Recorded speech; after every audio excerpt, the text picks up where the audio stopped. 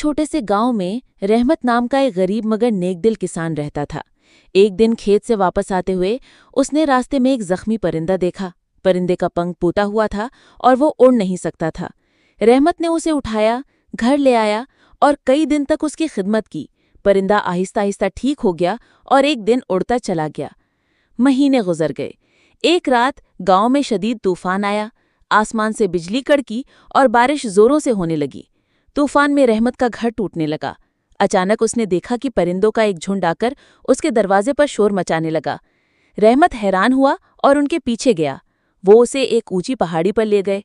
कुछ देर बाद गांव के निचले हिस्से में सैलाब आ गया और कई घर तबाह हो गए, मगर रहमत महफूज रहा। अगली सुबह रहमत ने शुक्र अदा किया। उसे समझ आ गया कि जिस परिंदे की उसने मदद की थी वो उसकी जान बचाने का जरिया बना। वाकई नेकी का सिला हमेशा नेकी ही होता है।